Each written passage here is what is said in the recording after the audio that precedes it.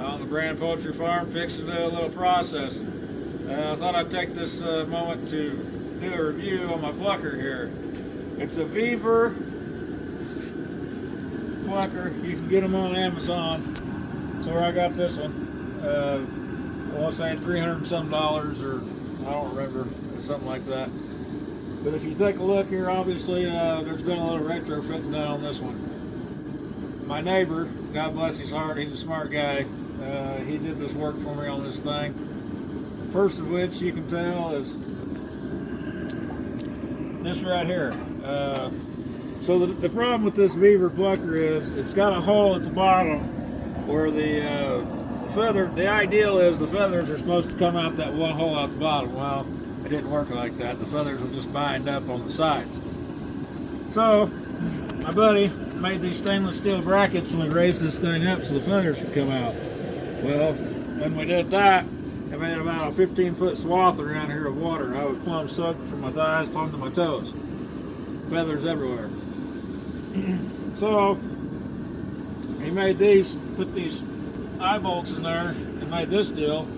It goes over there, it catches the water and hits, goes straight to the floor.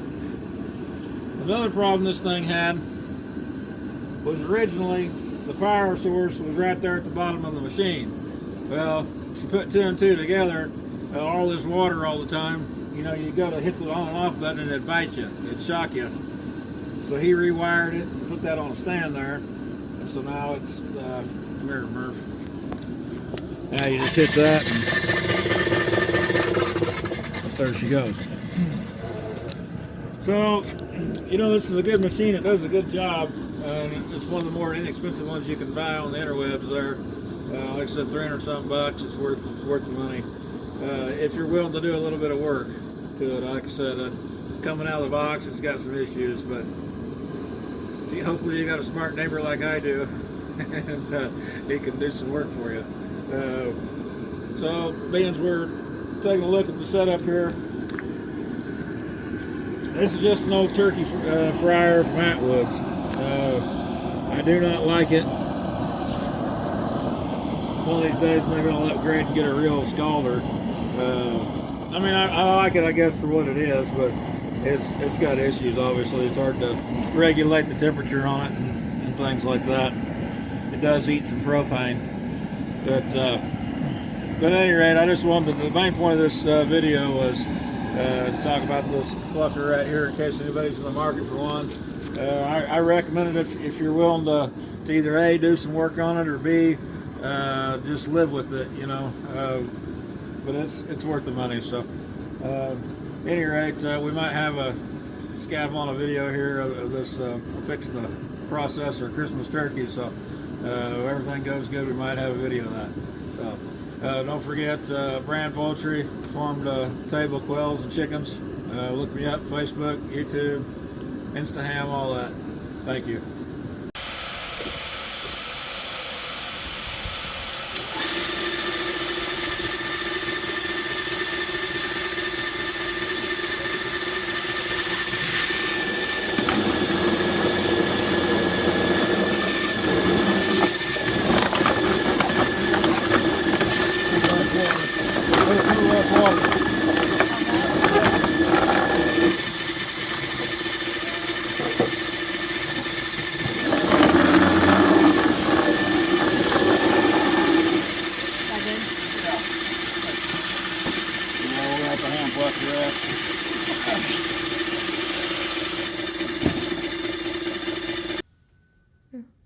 Good afternoon. You got Brand Poultry here again with you this afternoon.